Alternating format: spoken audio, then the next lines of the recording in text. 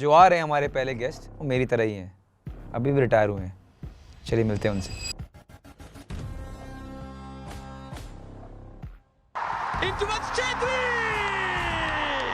Sunil leading to the opener.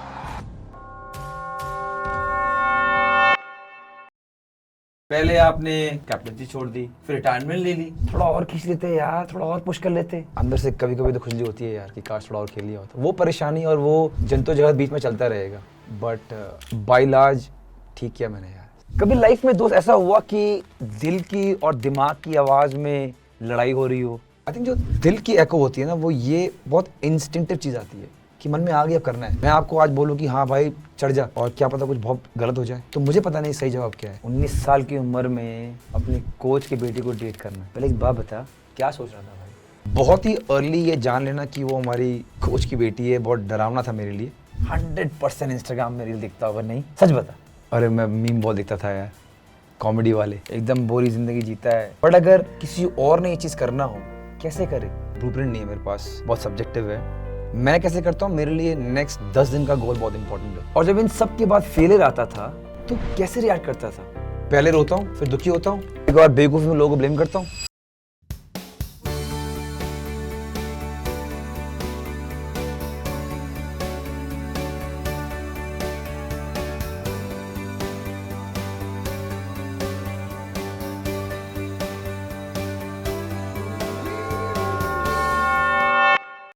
Retire हो गया हूँ, सब पूछने लग गए क्या करेगा क्या करेगा क्या करेगा। मैंने अपना पॉडकास्ट ही खोल लिया। आज पहले सीरीज़ में, जो कि है सुनो अपने दिल की आवाज़, अपने दिल की एको, जो आ रहे हैं हमारे पहले गेस्ट वो मेरी तरह ही हैं, अभी भी रिटायर हुए हैं। चलिए मिलते हैं उनसे। हेलो।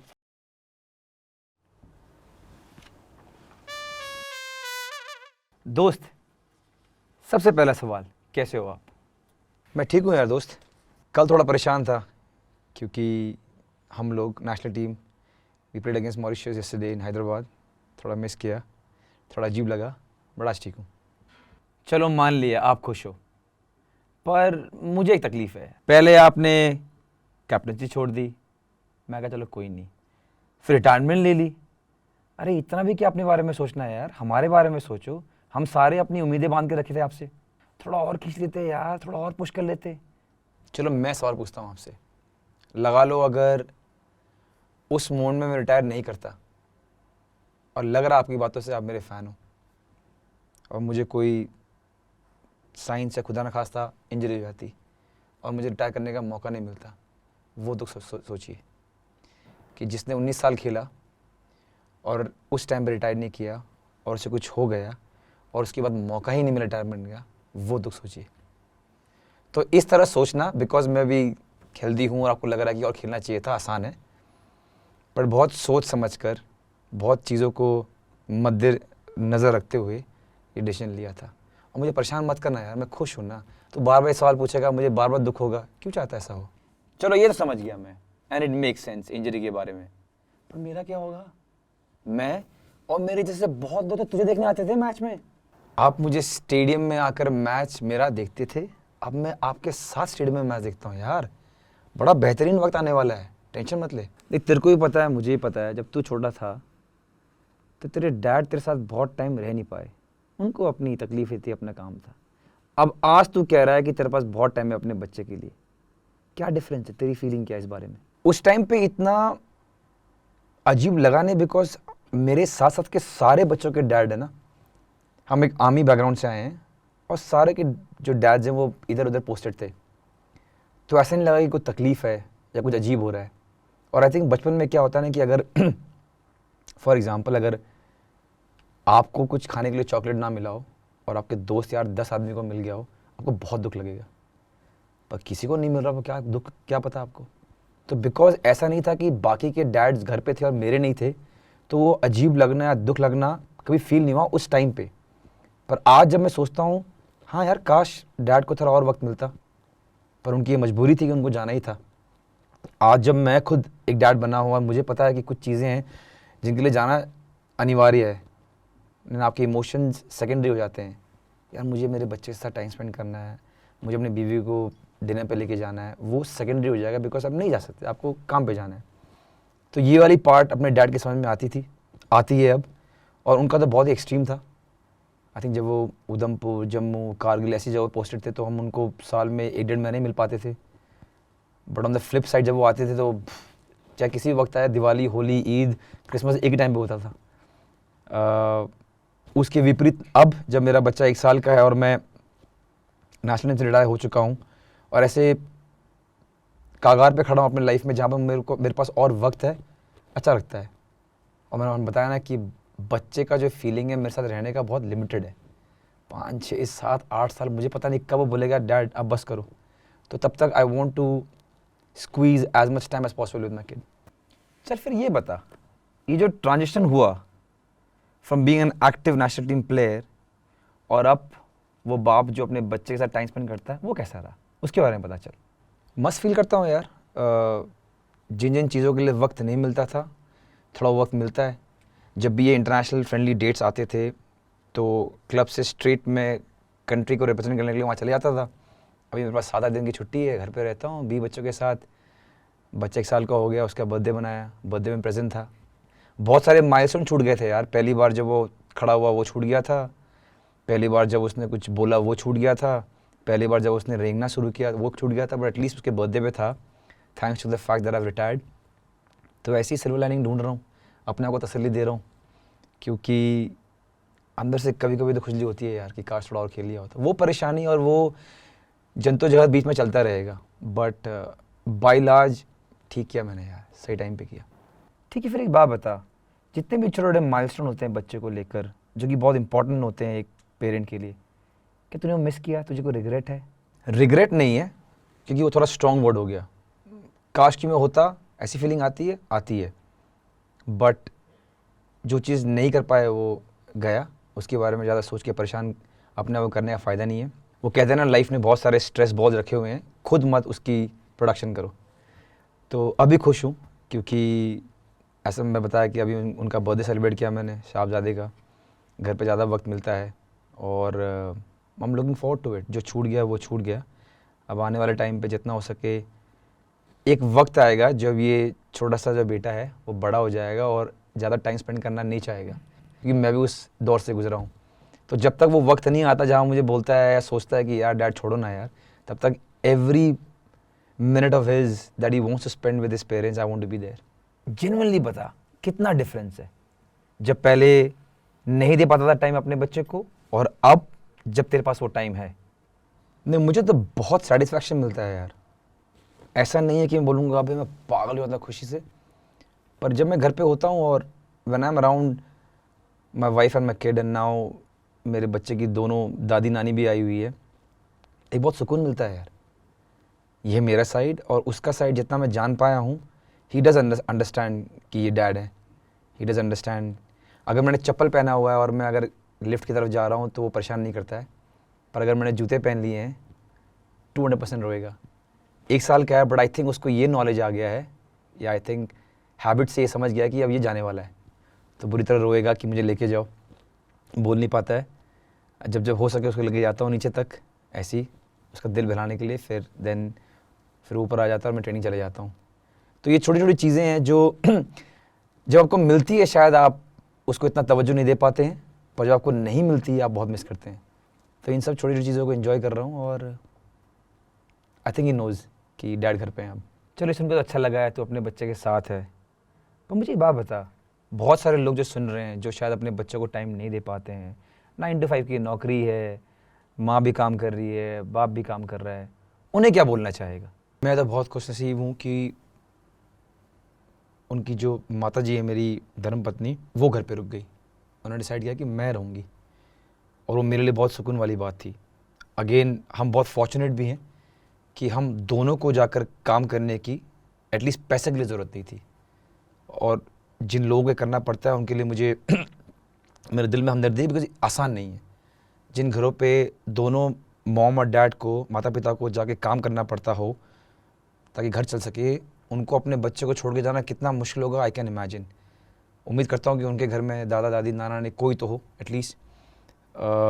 बट हम बड़े खुशनसीब थे कि मैं जा सका क्योंकि मेरी वाइफ ने बोला ठीक है I will take the step down, मैं घर पे रहूँगी, मैं ख्याल रखूँगी।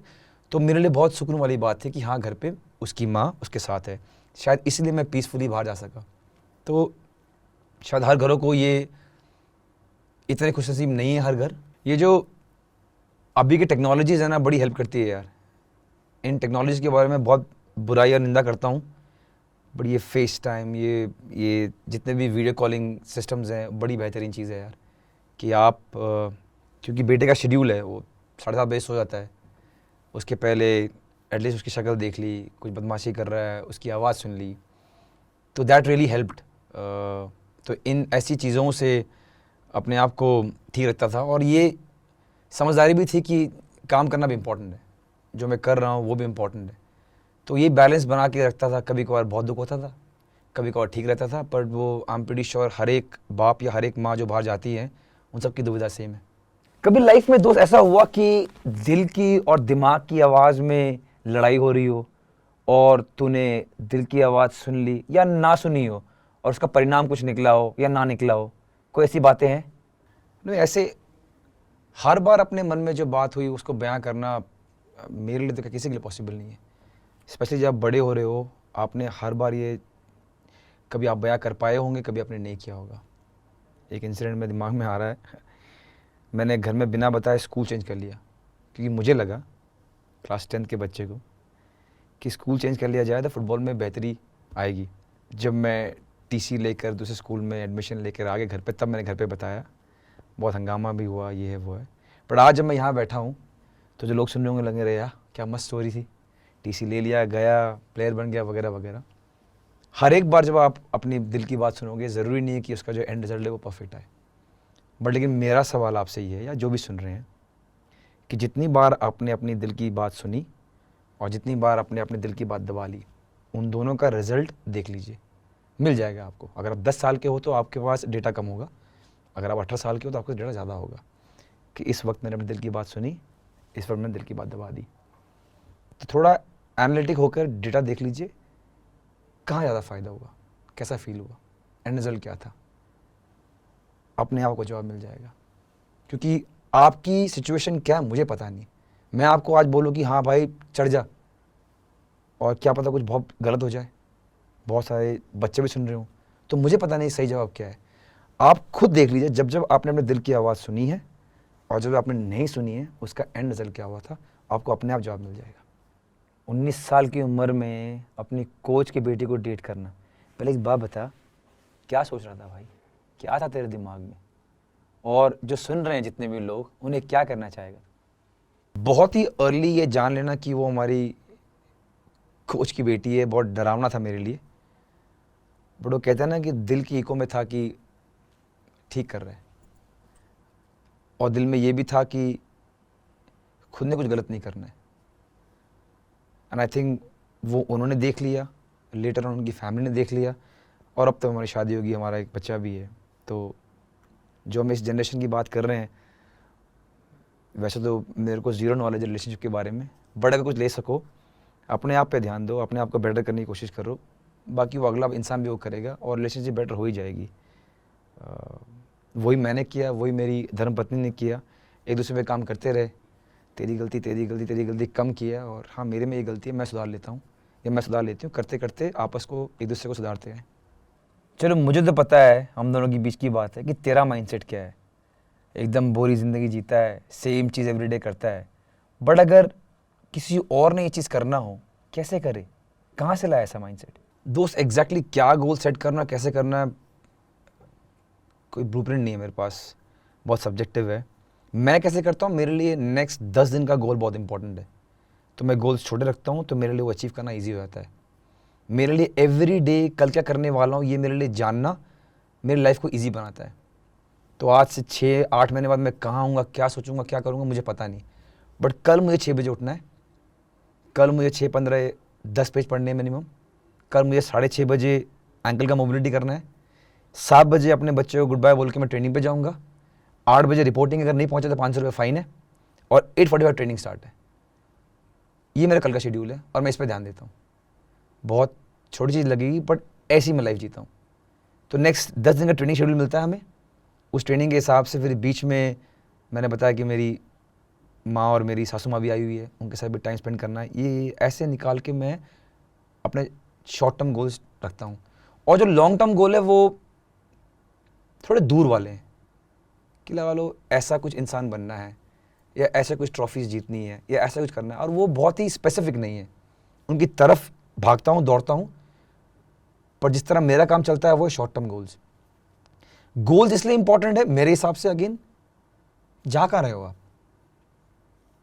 चाहे अगर आपको पता ही नहीं आप कहाँ जा रहे हो, आप कितने भी अच्छे हो, कितनी मेहनत कर रहे हो, पर आपको पता नहीं है कि कहाँ जा रहे हो, कैसे पहुँचोगे?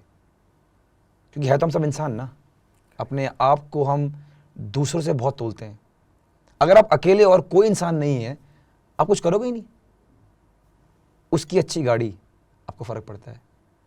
उसने 20 गोल मार दिए, आपको फ़र्क पड़ता है। उसने अच्छा एक मूवी बनाया, आपको फ़र्क पड़ता है। उसके 2 बच्चे मैच में 100 मार्क्स लेके आ रहे, आपको फ़र्क पड़ता है, क्योंकि हम इंसान हैं, हमें फ़र्क पड़ता है। तो इसीलिए अगर आपके गोल होंगे जो कि आपने खुद बनाए हो, आपको पता कि आप कितने पानी में हो, आपकी कितनी क्षमता है, आप कितना लीप मार सकते हो, उस हिसाब से बनाओ और देखो। और ये ज़रूरी नहीं कि हर एक गोल जब बनाओगे आप यू विल सक्सीड। कभी फेल होगे, कभी पास होगे, कभी बहुत अच्छा करोगे, कभी बहुत ख़राब करोगे। चलते चलो, गोल बनाते रहो। ये मेरा मानना है, बाकी आपकी इच्छा है। पहले तो तेरे पास वक्त नहीं था, खेलना है, सोना है, खाना है, खेलना है, सोना है, खाना है। अब जब तू रिटायर हो गया है और तेरे पास वक्त ही वक्त है, 100% इंस्टाग्राम में रील दिखता होगा। नहीं, सच बता, फ़ोन छोड़ दिया मैंने यार। और मैं किसी को ये एडवर्टाइज़ नहीं कर रहा हूँ।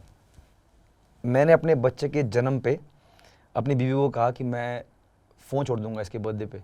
ऐसी ही हम बहुत सारी चीज़ें बोलते हैं और भूल जाते हैं।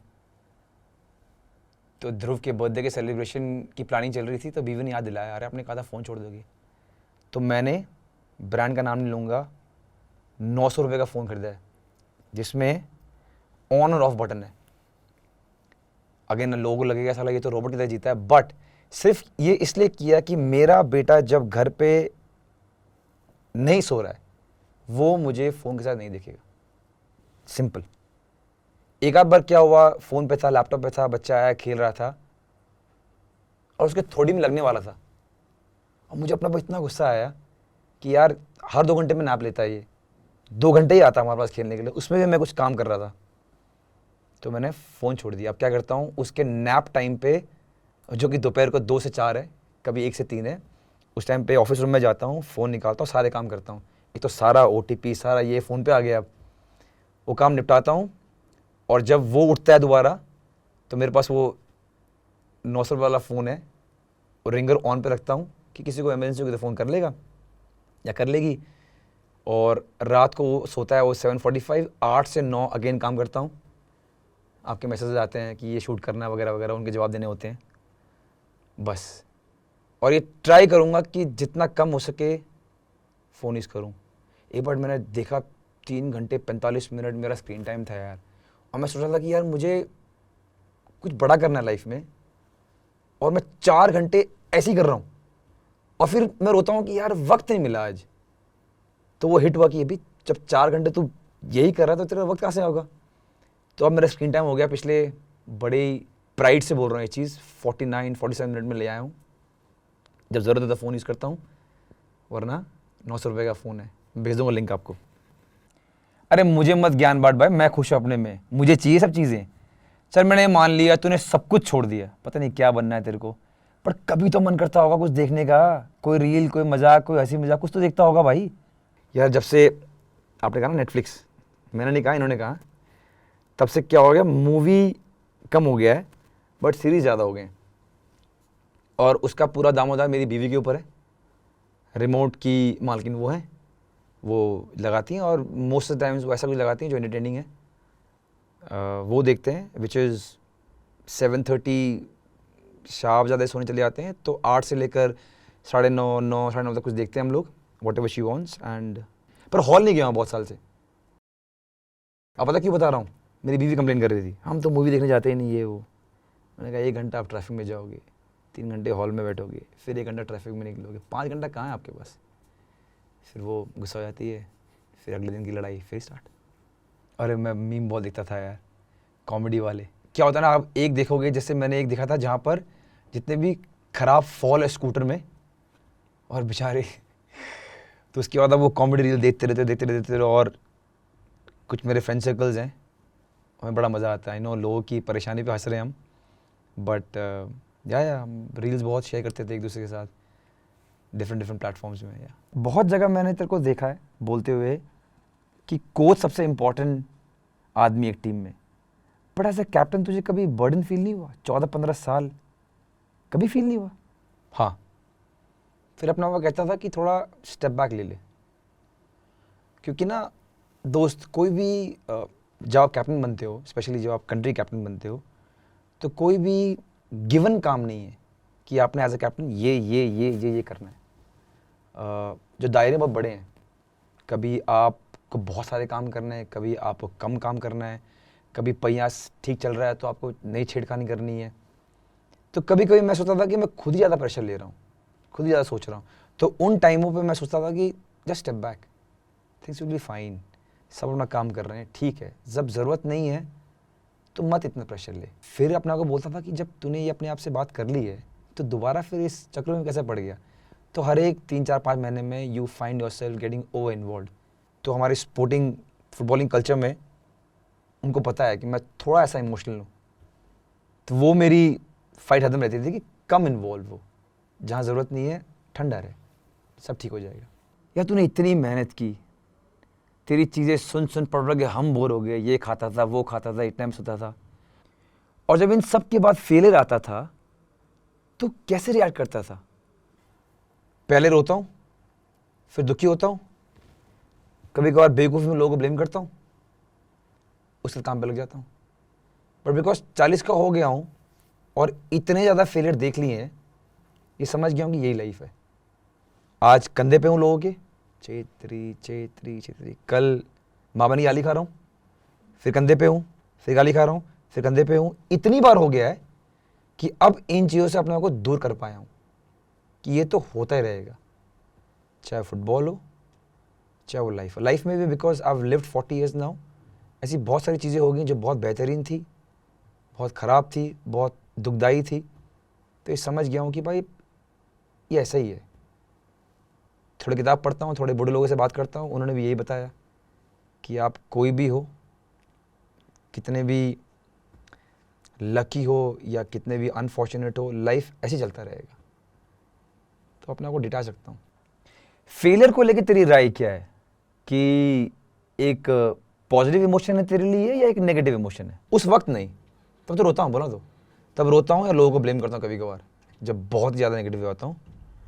हाँ, लेकिन why I like failure little bit more is, आप फिर ऐसे होते हो जब आप जीतते हो ना, लगा लो हम, आपको शायद फीलिंग पता नहीं होगी क्योंकि जीता आपने क्या नहीं। जब आप जीतते हो ना तो सब कुछ मस्त है यार, लगा लो आपने अपना 100% नहीं भी दिया है पर टीम जीत गई है, आप ऐसे हो जीत गए। और लगा लो आपने अपना 70% नहीं दिया है, कभी कभार आपने अपना 100% दिया, जैसे आपने बोला अब हार गए हो, फिर आप ऐसे हो जाते हो, क्या गलत हुआ यार, क्या कमी रहेगी? तो फिर आप वो इंच नहीं छोड़ोगे। पर जब आप जीतते हो, एक ह्यूमन नेचर है, वो कभी कभी आप एक इंच छोड़ दोगे।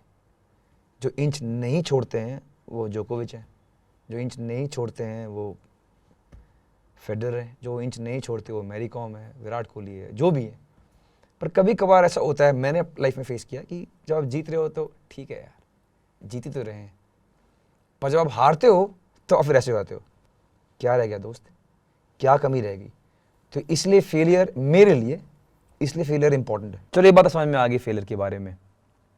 किसी और एथलीट के बारे में बात करते हैं, मेसी के बारे में बात करते हैं।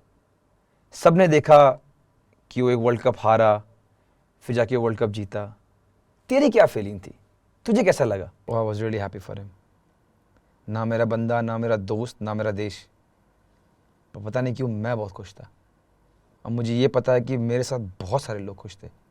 कुछ स्पोर्ट्स पर्सन, कभी कभार ऐसा वक्त आता है जो स्पोर्ट्स से थोड़े बड़े हो जाते हैं, और हमारे एरा में मेसी उनमें से एक है। और बिकॉज वो जर्मनी से थोड़े साल पहले वर्ल्ड कप फाइनल में हारे थे, तो शायद वो फीलिंग उन्होंने तो झेली होगी, हम 100%, हम सब ने भी देखा था। फिर उसके बाद चाहे आप उनके फ़ैन हो चाहे ना हो, चाहे आप अर्जेंटीना को सपोर्ट करते हो चाहे ना हो, फ्रांस के सपोर्टर को छोड़ के जो उस दिन हारे थे, मेजॉरिटी ऑफ लोग शायद खुशी थे होंगे कि चलो यार एक चीज़ रह गया था। हर एक बार इतना बड़ा प्लेयर है, पर हर एक बार ये बात ज़रूर आती थी, तो क्या हो गया, वर्ल्ड कप तो नहीं जीता, कुछ चेंज नहीं होने वाला है। उस दिन भी अगर वर्ल्ड कप में वो एम्बापे ने तीसरा गोल मार दिया और वो हार गए होते पेनल्टी में लगा लो, तो भी वो उतना ही बड़ा प्लेयर रहता। मार्जिन देखो कितने छोटे हैं। जो उन्होंने किया उतना ही किया होता, पर लगा लो वो सेव नहीं किया होता मार्टिनेज ने, वो बॉल चले जाता अंदर, खत्म था। तो क्या वो उतने बड़े बड़े छोटे प्लेयर नहीं?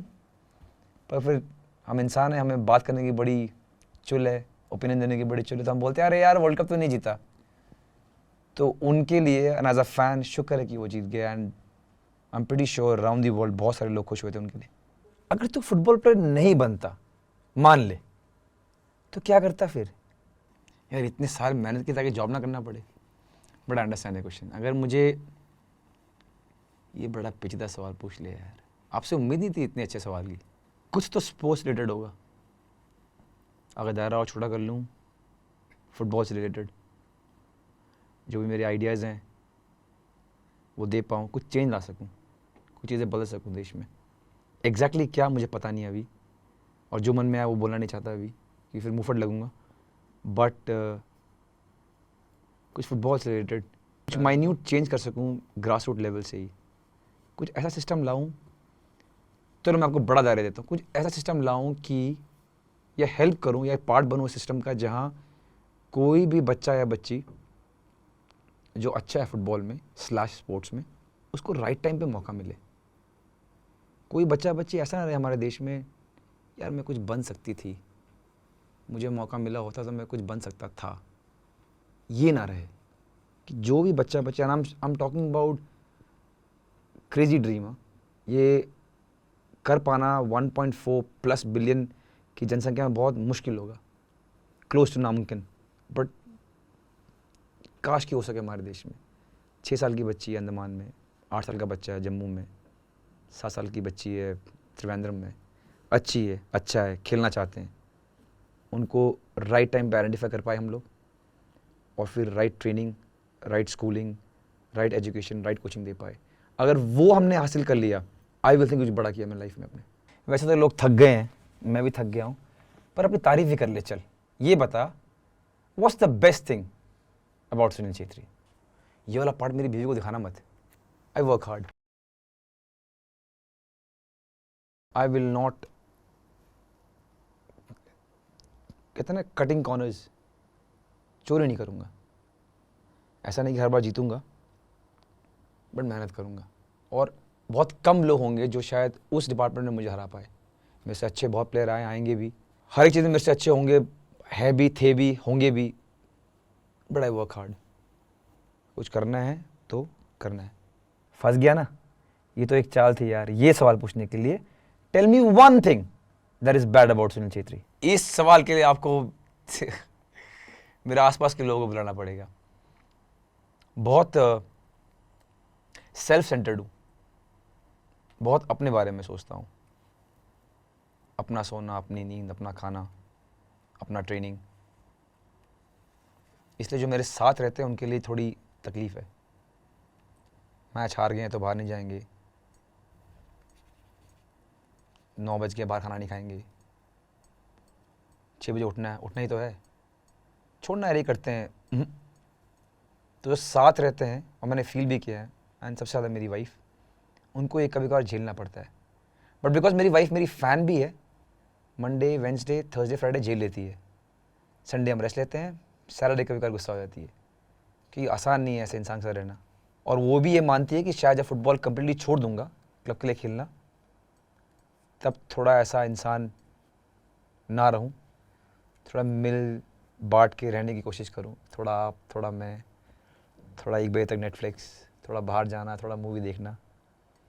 पर उस डिपार्टमेंट में बहुत सेल्फ सेंटर्ड हूँ, और कुछ खासा खुशी नहीं है बोलते हुए। कोशिश करूँगा कि बैलेंस बना पाऊँ, बट वो चीज़ मेरी थोड़ी प्रॉब्लम है। चलो, हर जगह अभी भी ज्ञान पेल रहा है, अंदर की आवाज़ सुन, दिल की एको सुन, ये वो, हम सब ने सुना रोनाल्डो को बोलते हुए हर जगह I am the best, I am the best, I am the best. वो उसकी अंदर की आवाज़ है। अपना एक और लड़का बैठा हुआ है अहमदाबाद में, वो भी कह रहा है I am the best, I am the best. अब इसके बारे में जवाब दे। जितने भी आप यंगस्टर जिनको ज्ञान बांटने के लिए ये बोल रहे हैं ना, ये मेरा कोई मतलब नहीं है, मुझे नहीं ज्ञान बांटना है, मैं यहाँ चिल करने आया था। ये इंसान है जो बार बार ज्ञान बांटने की कोशिश कर रहा है। मेरे पास कोई ज्ञान नहीं है। जो सवाल है उसका जवाब ये है, अगर आप जो बोल रहे हो और जो आपके कर्म है उसमें अगर मैच नहीं है तो बहुत थिन लाइन है एक सुपरस्टार और बेवकूफ़ में। आज रोनाल्डो जो बात बोल रहा है लगता है सुनने में क्या घमंडी है, पर ऐसा लगता है अरे हाँ यार घमंडी है तो होगा ही ना। अगर वो बोल रहा है कि मैं वर्ल्ड में बेस्ट हूँ तो आप 5-6 और नाम बता दो जो नहीं है, कि उसको झुटला सके इस बात को। पर अगर आप अहमदाबाद, भोपाल, जोधपुर यहाँ बैठ के बोल रहे हो अरे मैं वर्ल्ड में बेस्ट हूँ, तो कर्म भी तो चाहिए होंगे दोस्त। तो उसकी माइंडसेट ही ऐसी है। हाँ, आपको उसकी वो माइंडसेट शायद पसंद आए या ना आए। आपको शायद कोई और दूसरा एग्जाम्पल लगा लो, जैसे फेडरर एग्जाम्पल दे रहा हूँ, शायद सेम वे में नहीं सुनोगे कि मैं बेस्ट हूँ। दो डिफरेंट पर्सनालिटीज़ है। आपको शायद ये पसंद आता है चाहे वो पसंद, लेकिन कोई दो राय नहीं कि वो दोनों वर्ल्ड के बेस्ट हैं। एक चाहे ओपनली बोले या एक चाहे ओपनली ना बोले, हमें पता है कि वो वर्ल्ड में बेस्ट है, बिकॉज उनके कर्म मैच करते हैं जिस तरह की वो बात कर रहे हैं। तो अगर आपको एक कोने में बैठकर कुछ भी बोलना है तो बोलते रहिए, फिर आप इस वाली कैटेगरी में हो। बहुत थिन लाइन है एक सुपरस्टार में और एक बेवकूफ़ में। आप डिसाइड करो। तेरे बहुत सारे फैंस हैं, पता नहीं कैसे बट हैं। एक बात बता, अपने लाइफ का एक बेस्ट फैन एक्सपीरियंस बता और एक खराब फैन एक्सपीरियंस बता। खराब वाली चीज़ें नहीं बोलूँगा। एक आध बार जैसे लगा लो जब भी मैं परफॉर्म करता हूँ ना और गाली खाता हूँ, वो मैंने झेलना सीख लिया है। चमड़ी थोड़ी मोटी हो गई है, पर जब वो गाली घर पहुँचती है ना तब बहुत गुस्सा आता है। ये है खराब वाली पार्ट। और क्रेजी फ़ैन, एक आध ऐसे इंसानों से मिला हूँ, बड़े प्यारे इंसान है, पर उन्होंने टैटू बना लिया है मेरे नाम का, एक ने मेरे फेस का। मैं सोचता हूँ इतने क्या कर दिया भाई, बट वो इतने प्यार से आते हैं और इतनी बड़ी कमिटमेंट है, समझ नहीं आता कि गुस्सा करूँ, गाली दूँ, क्या बोलूँ उनको। इमेजिन आप, आसान नहीं है ना, आपने क्या टैटू करना है, ये फॉर लाइफ है। और आप कितने साल सोचते हो कि क्या बना है, और किसी ने रैंडमली शक्ल या नाम लिख लिया। शुक्रगुजार हूँ कि इतना प्यार मिलता है मेरे को, बट कभी सोचता हूँ दोस्त नहीं यार, नहीं, पेंट करा लेता, आके हाथ मिला लेता, मैसेज कर देता मेरे को, पर ये ज़्यादा हो गया। तो ये ऐसे कुछ इंसिडेंट्स हैं जो याद आते हैं। पॉडकास्ट में तो बड़ी बड़ी बातें करके जो मर्जी बोल के जाता है, पर अगर जेन्युइनली बोलना है यंगस्टर्स को, कैसे किया जाए, क्या किया जाए, तो क्या बोलेगा? अगर मैं अपने को बहुत छोटे वाले क्षेत्र से कंपेयर करूं और अभी जो मेरे को नॉलेज है स्पोर्ट्स में, ये सिर्फ स्पोर्ट्स वालों के लिए है, तो जो जो लोग स्पोर्ट्स में नहीं है इंक्लूडिंग आप मत सुनिए, ऐश कीजिएगा। खाने पे, सोने पे और अपनी सोच पे ध्यान दीजिए। इससे और इम्पोर्टेंट कुछ नहीं है। आप क्या सोचते हो, आप क्या स्टोरी बोल रहे हो अपने आप को, इम्पोर्टेंट है। उसको हल्के में मत लीजिए। आप अपने आप को क्या बोल रहे हो कि क्या बनना है, क्या करना है, कैसा हूँ, वो बहुत इंपॉर्टेंट है। क्या खा रहे हो वो इंपॉर्टेंट है, अगर स्पोर्ट्स में हो तो। कितना सो रहे हो ये इंपॉर्टेंट है। इन 3 चीज़ें का ख्याल रखो, क्योंकि ये तीनों आपके हाथ में है, और इसलिए मैं आपको एडवाइस दे रहा हूँ। बाकी चीज़ आपके हाथ में नहीं है।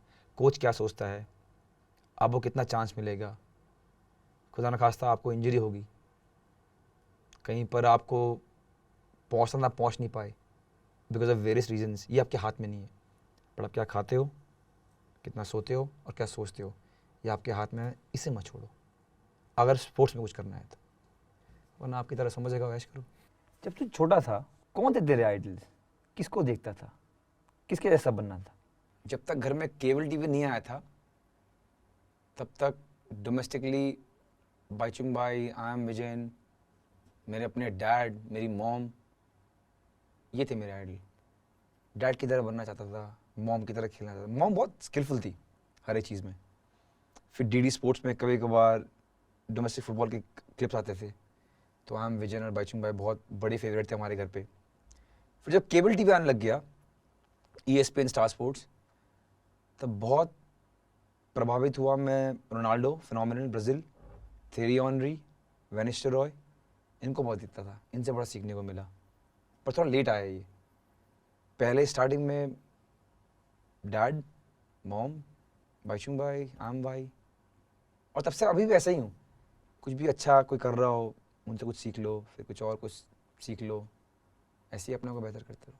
जब रिटायर हो रहा था लास्ट दिन, कुवैत से मैच था कलकत्ता में, क्या सोच रहा था, क्या फील कर रहा था, क्या था दिमाग में तेरे? शर्म नहीं आ रही सवाल पूछते हुए? अच्छा नहीं था यार दोस्त। आई थिंक उस दिन बारिश हो रही थी। मैं चाह रहा था कि वक्त ना निकले, बट हर एक घंटा मिनट की तरह निकल रहा था। मैं मेरी वाइफ थे, हम बात कर रहे थे and she could understand it. थोड़ा परेशान हुआ, थोड़ा रोया, थोड़ा खुश था कि मैच था, थोड़ा टेंस था, बट चाह रहा था कि दिन निकले ना। फिर बीवी को प्रॉमिस किया कि सबके आगे नहीं रहूँगा, परेशान नहीं होऊंगा, दुखी नहीं होऊंगा, एंजॉय करूँगा। मेजॉरिटी किया। लास्ट में बिकॉज सडनली हिट हुआ कि ख़त्म। जब 90 मिनट का विसल बजा, ऑफकोर्स ये दुख था कि हमें वो 3 पॉइंट नहीं मिल पाया। हम घर में खेल रहे थे, draw was not ideal for us, we wanted to win the game. वो जीत नहीं पाया, उसका दुख था ही। बट देन सडनली जब ये रियलाइज हुआ कि दिस इज इट, अब इसके बाद दुनिया की सारी चीज़ें मिल जाएंगी पर ये नहीं मिलेगा। इसलिए शायद अपने इमोशंस को दबा के नहीं रख पाया। बाद में मेरी बीवी मुझे बताती है कि तू बहुत ख़राब दिखती हो रोते हुए। बट या जब भी वो दिन सोचता हूँ तो सारे 19 साल की चीज़ें जोड़ देता हूँ ताकि दुख के साथ ख़त्म ना हो। जब उस दिन को सिर्फ उस दिन के लिए सोचता हूँ तो दुख होता है, बट देन 19 years, 150 गेम्स, कोई और इंसान नहीं है इस देश में, तो अपने आप को बहुत खुशनसीब सोचता हूँ। तू रोया, झूठ मत बोल, तू रोया। देख, मुझे खराब भी लगा और मैं तेरे पे हंसा भी, बट तेरा क्या मानना है? तेरा क्या मानना है इस इशू के ऊपर कि एक 39, 40 पता नहीं तेरी क्या उम्र है, इस उम्र का आदमी रोता है? तेरी क्या सोच है इस बारे में? जब रोना आए रो यार, अकेले में रोना है अकेले में रो, बाथरूम मेरा फेवरेट है, बाथरूम में रोना है बाथरूम में रो, फैमिली के बीच में रोना है फैमिली के बीच में रो, नहीं रोना है रोक के रखना है रोक लो, तब तक रो सकते हो। जो नेचुरली फीलिंग आ रही है परेशान मत हो, जितना रोक सकते हो रोक लो। अगेन मैं डॉक्टर नहीं हूँ दोस्त, ये मेरी फीलिंग है। जब नहीं रो सकते थोड़े खराब ही दिखोगे, जैसे मेरी बीवी कहती है, क्या ही हो जाएगा। बहुत लोगों को सुकून मिलता है, बहुत लोगों को कुछ और लगता है, किसी को अजीब लगता है, बट इतना बड़ा हवा मत बनाओ। रोए रोए ठीक है, नहीं रोए तो भी ठीक है, नॉर्मल फीलिंग है। चल एक काम कर भाई, ये तेरे फैंस तुझे देख रहे हैं ना, इनको थोड़ा और बोर कर, जो तेरे दिल में है और बोल, ताकि ये और बोर हो जाए। बहुत ज़्यादा देर तक परेशान मत रहो। 70, 80, 90 पता नहीं कितने साल आपके पास, फिर ख़त्म। ना इसके पहले की स्टोरी ना इसके बाद की स्टोरी, कोई फ़र्क नहीं पड़ता। ट्राई करो खुश रहो, ट्राई करो थोड़ा बेटर इंसान बनने की। मैं भी ट्राई कर रहा हूँ और सब ठीक हो जाएगा।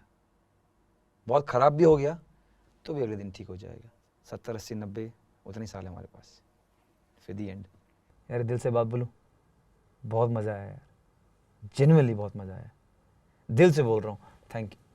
मुझे उतना मज़ा नहीं आया, अगर आया होता तो मैं हाथ जरूर मिलाता, बट